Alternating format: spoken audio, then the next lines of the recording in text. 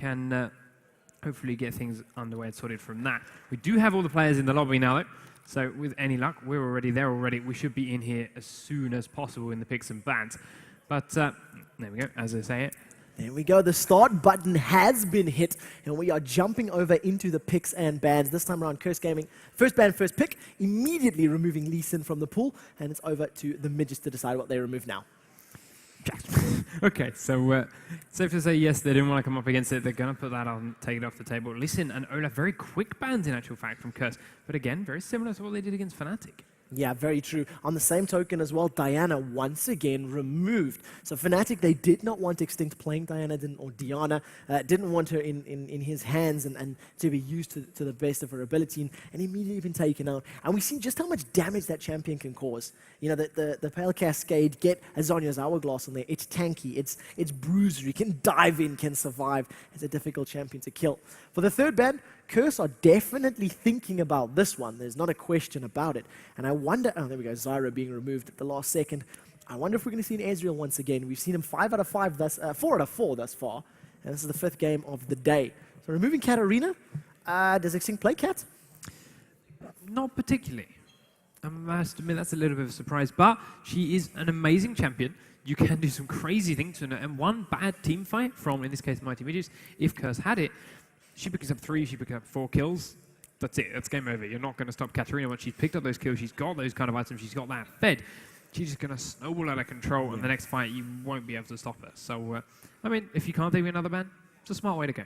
Fair enough. It's sort of like banning out Cassidy in solo queue. You know, even though there's very few people that actually play him or play him well, you know, it's a safe bet because it's one of those risky champions that can just snowball out of control and turn things around. So we've used most of the pick time for Anguish, and he's really talking to the team. What do we want to pick? Who do we want to lock in? And they've decided to lock in Xin Zhao once again. Shen was available, but they decided not to take him.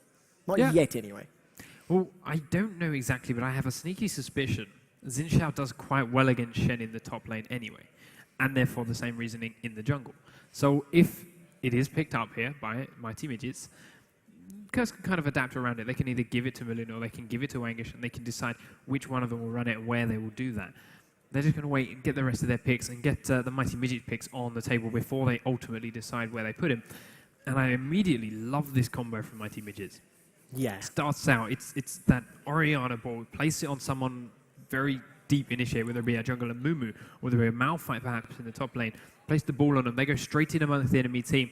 He pops that ultimate from the shockwave, immediate displacement, and everyone pulls him in close and on top of him. And then, of course, you got the knock-up from Lulu. It pushes them all straight up in the air as the knock-up. It's uncontrollable CC. You can't tenacity against knock-ups. You can't cleanse a knock-up. So that's all solid and confirmed every time. I would love to see Malphite in the jungle. I would love to see Malphite in the jungle, or even Nocturne. Nocturne would also be another phenomenal champion for this type of initiation. You know, get that really aggressive, go super deep, dive past everybody, dive onto the carries and pick them up. Super Ace was hovering on Cassiopeia for a second, and I don't know if that's a troll or, you know, it would be awesome to see Cass back in play. It's been a long time since we've seen a Snake Lady, but it's not one of its champions, not even close. Okay. And there is 5 out of 5. There is, sorry, 4 out of 4, as you say. Yep. There is Ezreal. So, no, it is 5. Yeah, this is the 5th one. Yep. This is the 5th one. Up till now, all 4 previous games, somebody has played Ezreal. He has not been banned once. So, interestingly, since the attack speed debuff has been removed, he's no longer ban-worthy, but he's still powerful enough to be picked in every single game that we've featured thus far. So Cho'Gath and Ezreal, so that once again allows some versatility from the Curse roster. They can decide who are we going to put in the jungle because both champions can do well top, both champions can do well in the jungle, and it's just going to be based entirely on what the rest of the Mighty Midgets pick. My guess would be Cho top, just because he's so immovable in that lane. His sustain from his passive is so powerful, and it's very difficult to force him out of that lane. And Rengar, for the first time at Dreamhack, gets locked in along with Irelia. So it's going to be Rengar in the jungle, it's going to be Irelia in the top lane. Anguish, I've seen him play play Xin against Irelia. Can do it very well, can win, and even 1v1 kill that lane from time to time. And I know Meluno loves Jungle Cho, so that could sell it. That's fine, that's done, we'll go in with that.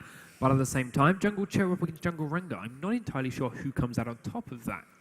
It can go either way because, Cho's like a fairly safe jungler. He doesn't tend to go very, very low. He keeps his sustain up, once again, through the help of his passive, things like that. But what is awesome about this particular combination, we were looking for that dive-in dive-in champion, who's going to commit, who's going to get in there. And Rengar can do it in a slightly unique way because he can just go in stealth. Yep. Throw on that hunter, no, it's Thrill of the Hunt. Yeah. Throw on Thrill of the Hunt, gets a couple of seconds of stealth, gets the command protect on him, dives in onto everybody, and can pull them all together. So I really, really like this champion. I also think it'll be the first time I've seen that combination, assuming they do it, of course, but that combination together, and of course it can work on Aurelia as well. Throw on her, get her to Blade Surge in. Yeah, if she finds that moment where I can get a good engage going in, I can do this, they're not going to start saying, no, stop it, you're not Rengar, you can't go stealth. Yeah. They're going to say, okay, take that perfect engage, Exactly. we'll work around you, and they'll use their combo with that. They do look like they're going to pick Corki. It wouldn't surprise me. That's the combo that Curse ran in their bottom lane last time round. It works very well, especially against Sona and Ezreal. There's a lot of damage that outputs from those two in a combo. And Sona is one of the squishiest supports out there now since the recent nerfs and the number changes. But it has also been a long time since I've seen Curse, or anyone for that matter, actually run Sona. So it's an interesting pickup. We'll have to see how it works. But as both rosters are now lined up, we're going to see some switches. We're going to see the champions finally settle down as to where they're going to be. It does look like Melina is going to keep Cho'Gath. Anguish is going to take Xin for the top lane. Glucose and 760, I believe we're going to switch in a second. I think 760 was the top laner. Well, we will find out in about 30 seconds' time. But the interesting here, in terms of our summoner spells, 3 ignites and a heal.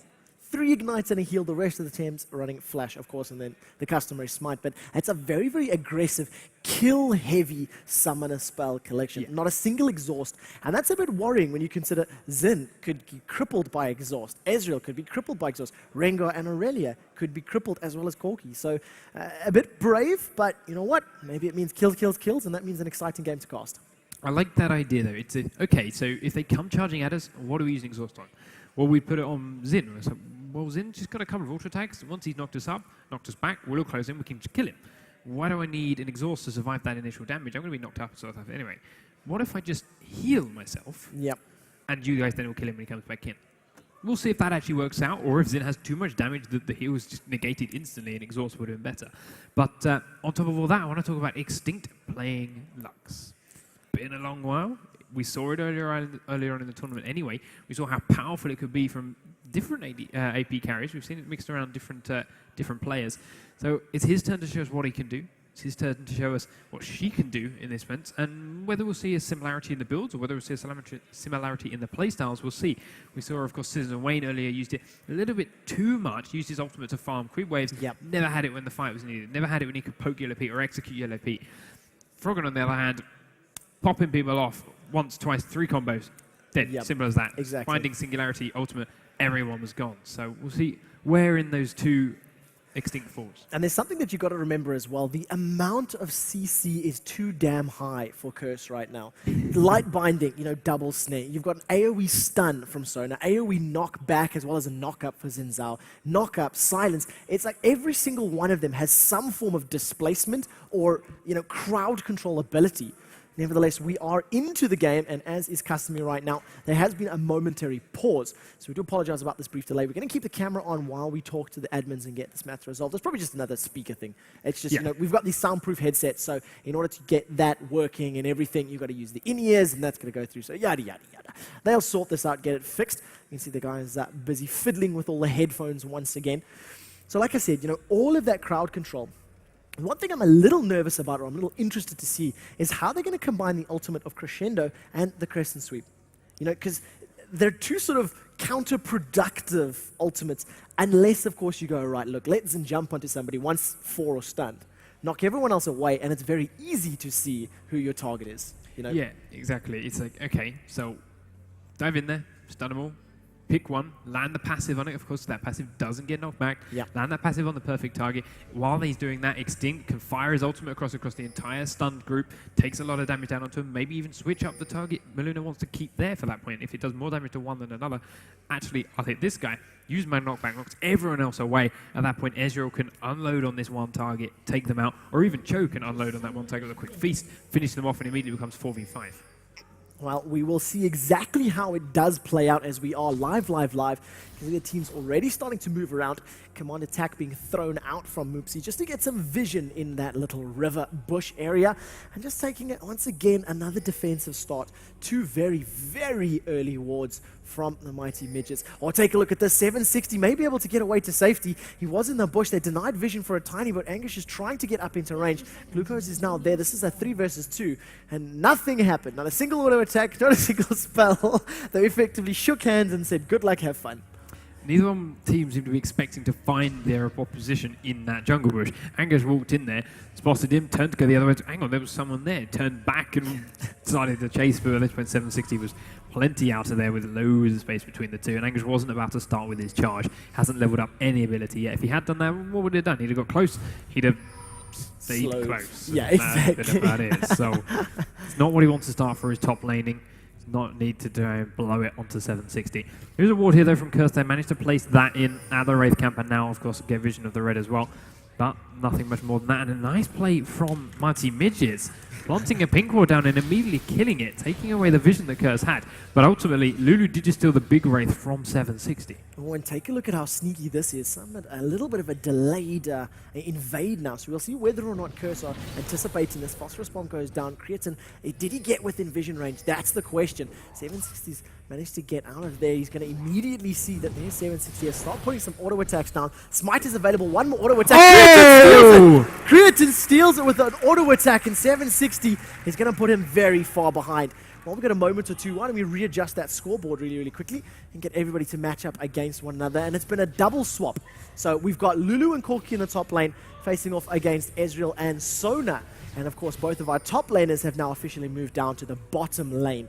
The thing is, Rengar, the fact that he doesn't use mana and the fact that that resource doesn't really make a huge difference other than cooldowns for his particular jungle, it's not the end of the world. Yes, it will slow him down. The cooldown reduction is very, very important and valuable to him. In the top lane, Vanda's forced to flash to safety. Now Sheepa as well, taking so much damage. The blue buff on Creatine, he's going to carry on chasing. Mystic Shot plus Ignite is just not enough. Dropped down to about 10 HP. Now the Phosphorus Bomb onto Vanda. You see the power cord coming out from Super Rays, managing to apply a little bit more attacks. But the thing is, the heals from Sona are going to be so much more valuable than the shield from Sheepa. It's going to be able to heal them back up. You can see those potions are ticking away. And once Creatine maybe gets another level into that Arcane Shift, might go aggressive.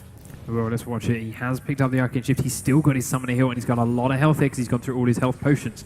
He hasn't really got the health he needs to finish these two off yet. They've got a little bit too tanky again. They've used their health potions up as well. So they'll have to poke him down a little bit more as of yet. But let's wait and see exactly how that plays out. We'll keep up close, especially as Super is now his level 2 and starts to get himself a heal on the board. Rengar did very cool after going to clear out his blue buff. Has obviously been stolen, but Vanda's going in again onto Kraton. He's taking the Ignite. He does have the Summon Hill, but he doesn't want to use it while that negation's there. Now he forces it anyway, but Maluna's coming around the backside. The knockup's not going to land, but the red buff slow will, and Maluna picks up first blood under the top turret of mighty Midgets. Very well played, incredibly well baited. Creatine knew he had Summoner Heal. He knew he could stay there, allow the heal to come out from Super Rays, keep it there, and then of course throw the Summoner spell just as it's about to land. And you got to admit, Cho'Gath's not going to mind not having his blue buff if he picks up first blood, immediately gets himself a Heart of Gold at 4 minutes and 10 seconds, and that's really just going to put him in a good position for the next couple of minutes. Yeah, and just as we saw in the last game, as soon as Cho'Gath managed to pick up a kill, in the last game it was against Extinct on Evelyn, it's going to put him ahead, going to put the jungler ahead, it's going to allow him to grab himself an Oracles nice and fast. It's going to give that map control to his team, because of course he can kill all those wards. And give the crowd plenty to cheer about. Exactly. Every time a ward goes down, the crowd does tend to cheer, but we're not going to complain as long as they're yelling. So this top lane, or effectively bottom lane now, 21 CS to 20. Ninja Tabi completed for Irelia, and only the Doran shield from Xin. And I think that's a bit of an interesting selection from Irelia. Yes, fair enough, her passive is going to reduce the effects of crowd control based on the enemies that are around, but with the amount of crowd control that Curse has, Ninja Tabi, is it really the best item to go for instead of the Merc trades? It is against Xin Xiao. I think that's basically all he's going for. It's more of a lane issue than a team fight thing. We'll see whether it works out for him. I mean, Anguish Xin Xiao is very much based on his auto attack damage, of course, especially as we mentioned before, such strong early levels, you don't have that many abilities. That's where your damage comes from, is your auto attacks. If Glucose can negate that, he's maxing his Q, so that is lots of auto attacks, then yeah, he's going to negate a lot of that damage. It should help him out just fine. He's going to go in for a little bit of a trade there, but there, instant stun, and it cancels it, and the Glucose actually comes out on top. Yeah, really nicely done. He's got a huge, huge wave that's sitting underneath his tower, so we'll see just how many of those CS he can actually pick up while under some pressure from Xin Zhao. But luckily, the fact that Xin is melee means that he's effectively going to be able to farm for free, because Zin's not going to be able to trade or poke or put damage down without pulling some tower aggro just like that. But really well done, knowing the exact limits of that tower. I do apologize to Anguish, because he showed me exactly how you can be a melee champion and still poke while under tower range. 760 finds himself in a little bit of trouble. Feral Scream and Rupture lands, as well as the final spark. One more auto attack. The Lucent Singularity is not going to be enough, and the flash over the wall will get him to safety. But a nice little play there from 760 to get to safety, and even better play from Curse, immediately reacting to him being in the river. Yeah, I really like that. The fact they saw him in this wall, they sandwiched him, and even better, the way Molino silenced over the wall so he couldn't flash. Then Nalan did the knockup because he knew which way he'd be running, and without any kind of snare or anything, the laser landed anyway. Extinct managed to fire that off their blind and managed to land that laser, but unfortunately not quite enough levels in the silence yet. Wasn't stuck in there for long enough, and he was able to flash out before taking any further damage. Yeah, really, really great play. But 1-0 up, 1,000 gold difference. These lane swaps and a little bit of the farm advantage is slowly in favor of Curse right now, as well, of course, having the first blood with 2 assists, which is a good chunk of change. In the bottom lane, Super Ray's not afraid to play aggressive. Now in the bottom lane, Glucose and Anguish, they're trading back and forth, back and forth. Anguish is going to have the heal. Oh, come on, attack does land onto Extinct. It just delays the recall. And of course, Xin, every time he lands his 3rd auto attack, he's going to get a chunk of HP back. But Glucose will have superior HP healing once she activates her Heat and Style. Kraton zoning Vander and Chipper out on his own at the moment. Just dancing around in front of his creeps, landing the attacks and landing his Q down, but Super Ace does take a quick burst of damage as that Phosphor Bomb auto attack lands from Vander. Goes back in for the power chord attack anyway, doesn't seem to mind, will just keep spamming his W out and getting plenty more heals. Kraton dodging that slow as Rengar starts to make his way down towards the bottom lane towards Anguish. He has been pinged by Curse though, they did see he's there, and Anguish is going to fall back and play it very safe. 760 realizing he's spotted, he does start to back away and pings on where he suspects the ward is. The Dragon Pit. And that was creepily close, in fact. Actually, no, the reason why, it just expired. So he literally seen the corpse of the ward and was able to put it down. This top lane, the poke is just very, very aggressive. Both sides landing every single ability that they can. Glitter Lances are going out, Phosphorus Bombs, as well as the Hymn of Valor. Back and forth, and Super Ace is running low on mana, so he's got to be a little bit careful. That Fairy Charm of his is doing extreme work right now, and Vander dropped very low. Creatine is playing this poke game to perfection. If he can get in range, he may actually decide to go for a dive on this one. We can see Ignite is available for Sona. True Shot Barrage goes out. That's going to land. Is Super Ace going to get in range? Bottom lane, the triple Trident Strike rather gets knocked up. And now we're going to see Rengar 760. He's going to sneak up. Corki does not have the HP for a fight though, and I feel that if Rengar comes in, it's just going to put him in a situation where it's 1 versus 2, and yeah, he wisely backs out of that engagement. Yeah, Luna coming up now too. That the last second shield from Chipper managed to save Vander with the last bit of health that he wouldn't have had otherwise.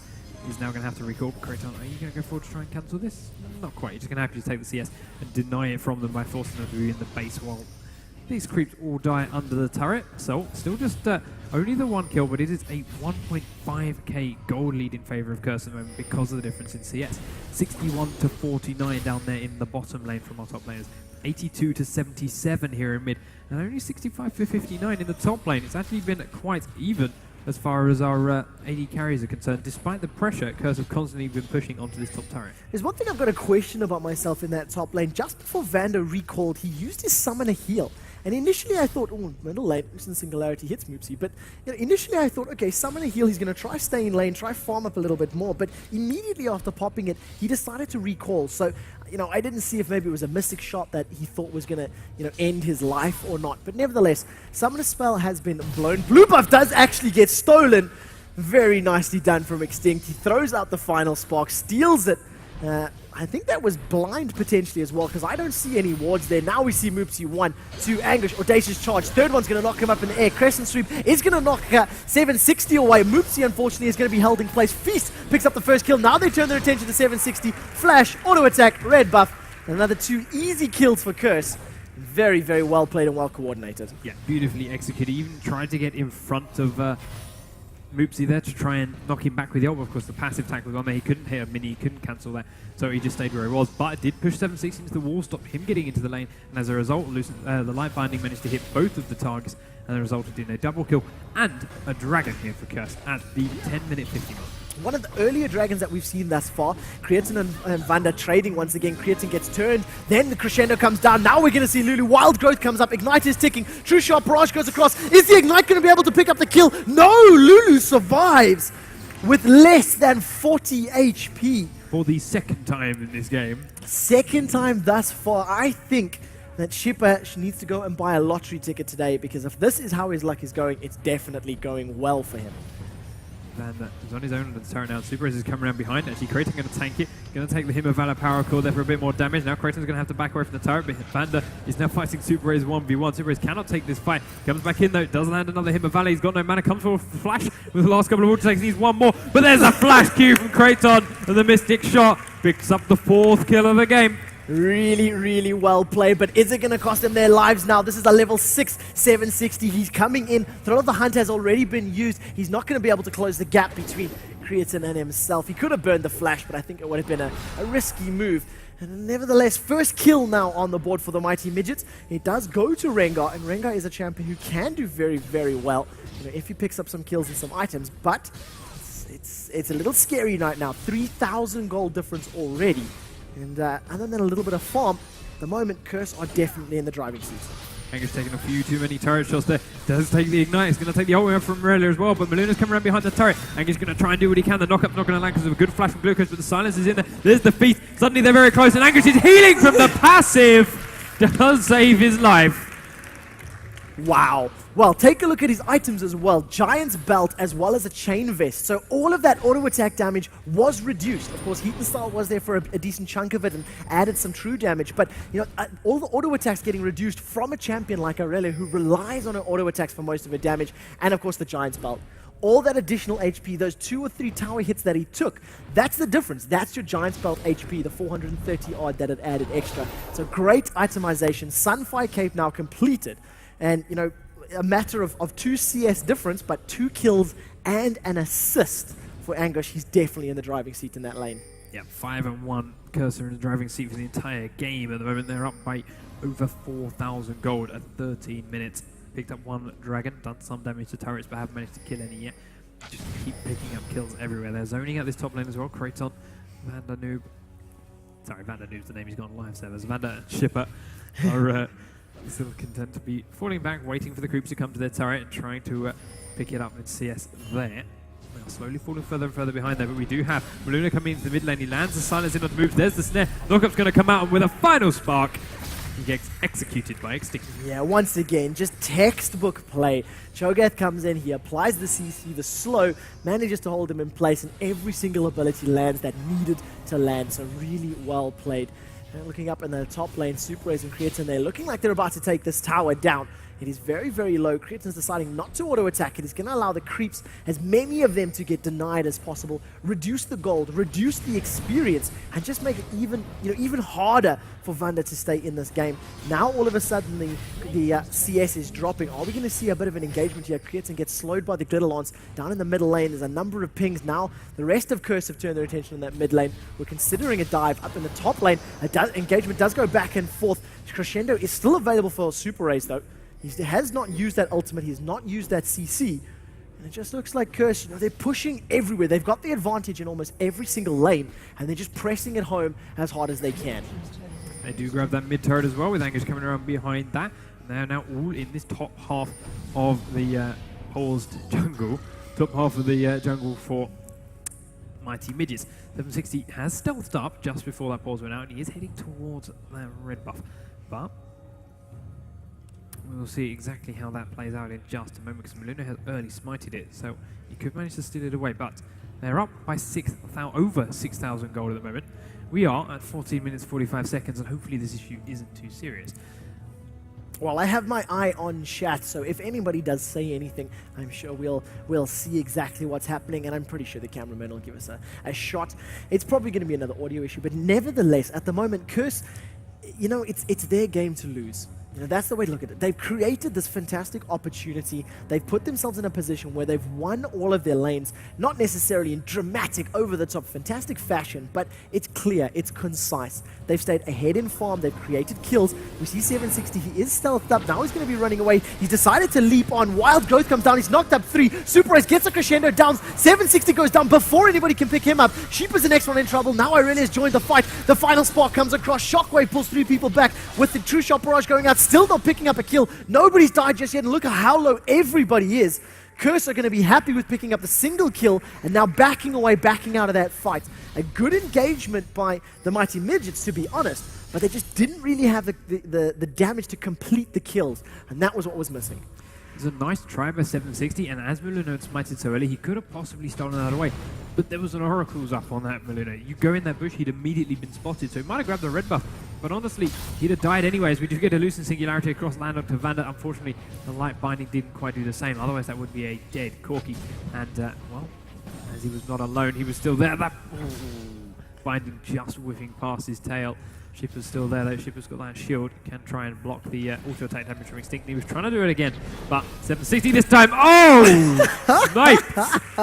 760 couldn't in the way of that one. Completely deleting, and Vanda, you know, his mind wandered. Flash is available. Flash was there and to be used. And I guess it's one of those situations where you sort of see the line and go, is this really? Like, no, that can't be the laser. And then that's it. Deleted, dead, unfortunately. That hesitation just... Exactly, that momentary. Now in the bottom lane, Anguish is going to jump onto Glucose immediately, take an Equilibrium Strike to the face. It stuns him up because, of course, he does have that huge HP advantage. Well, I mean, Giant's Belt over the Ruby Crystal. So, you know, additional HP. He's going to take some tower aggro from the Sunfire Cape. Now Cho'Gath is coming in there. Crescent Sweep comes out. Rupture knocks him up. A very, very nice...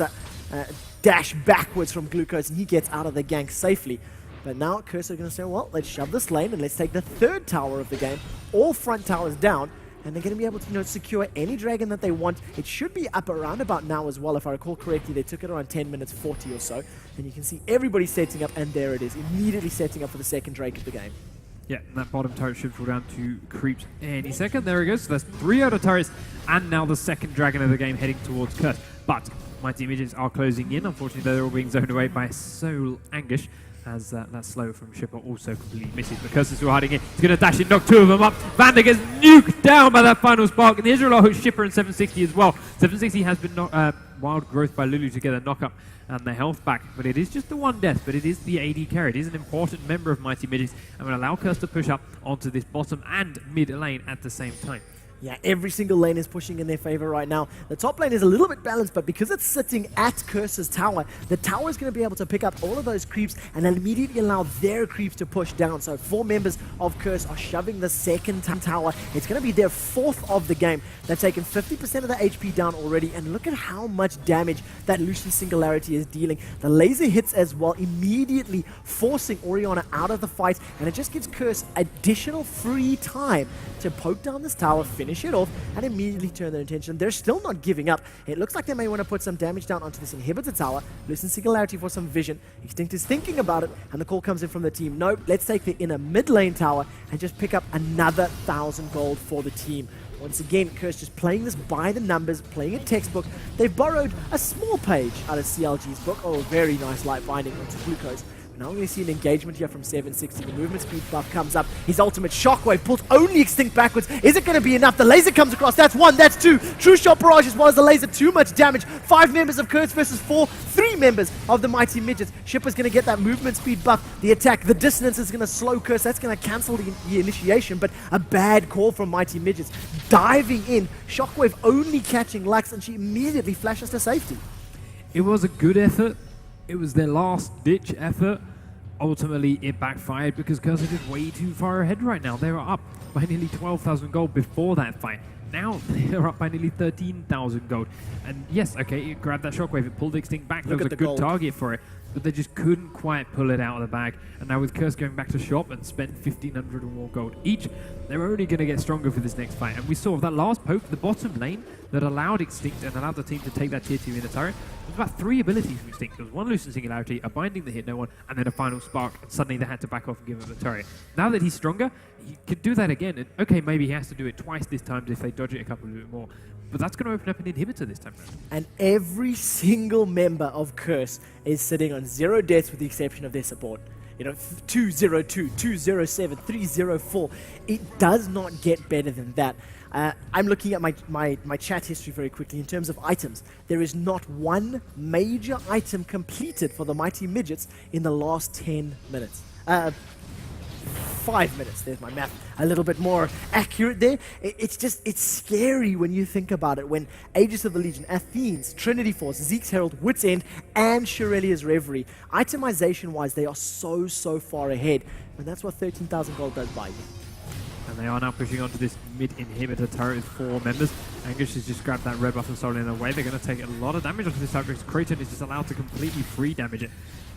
He doesn't land a quick Q down onto Shiver. That gives him turret aggro for the red buff. But they're going in. In actual fact, Angus diving straight in onto Corki. Final Spark's going to hit Shiver and 760. The ult still not being used by Shiver. Now goes go on 760. But Sonar ult catches just that one person. Glucose finally comes to the top and dashes in. Curse turns to focus on the turret. Moops is going to back away as they execute Glucose with that Extinct final water attack. We do now see Mulina taking the turret in the bottom lane, waiting for something more to happen, but Curse are onto this inhibitor, and it will fall down very quickly, even though it was just Kraton attacking it. You have Orianna recalling the bottom lane, trying to get back onto this fountain to join a team, but the first Nexus turret is going to fall. Curse is switching on to turret number 2. There's still 4 members of Mighty Midgets here, but they just do not look like they want to go in for this fight. Curse have exposed the Nexus. The knockup does go on to 760. Immediately stealth. Now he goes in. There's the ball in on top of it, but is there shockwave for Moopsy? Curse don't seem to care. They're just going to focus down the Nexus, and they will take themselves to 1-1 in the group and finish out this game.